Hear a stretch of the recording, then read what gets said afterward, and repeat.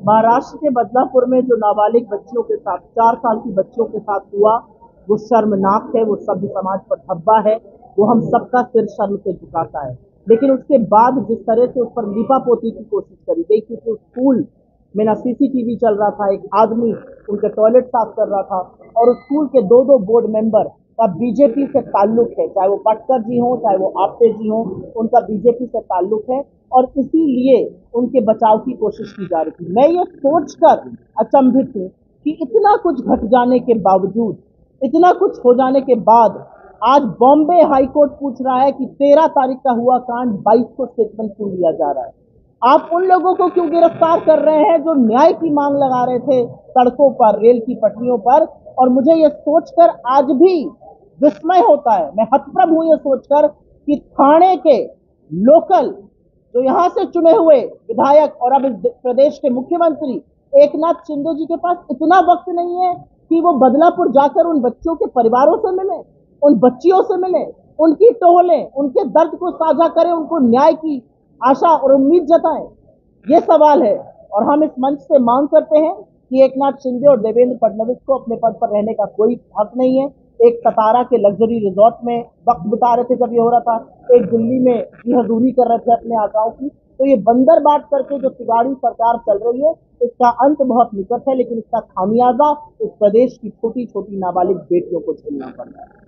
जो है वो अपने पास फारिग भी हो रहा है।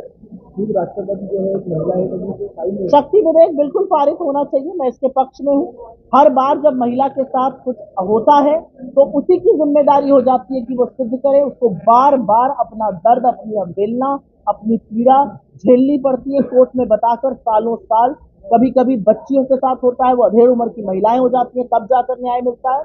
बिल्कुल फास्ट ट्रैक कोर्ट के जरिए निर्भया के बाद जो कानून यूपीए की सरकार ने बनाया उसमें भी ये सब प्रोविजन है, उसी का पालन कर लें तो बहुत कुछ हो जाएगा। मुझे ऐसा लगता है महाराष्ट्र बंद के माध्यम से हम सोती हुई इस सरकार को जगाने का प्रयास कर रहे हैं। महाराष्ट्र बंद के माध्यम से जो चुप महिलाएं हैं उनकी चीखें इस सरकार के कानों में पड़े, उसको सुनाने का प्रयास कर रहे हैं। कल हमारे प्रदेश कांग्रेस के अध्यक्ष नानाभाई पटोले जी यहाँ पर रहेंगे थाने में और वो इस बंद को लीड करेंगे। मैडम, चुनाव नजदीक जब आता है तो मोर्चा और इस तरह होते हैं, साल के 365 दिन महिलाओं के साथ में अत्याचार होता है। इसके बाद आपकी बात बिल्कुल गलत है, मैं उससे बिल्कुल असहमत हूँ।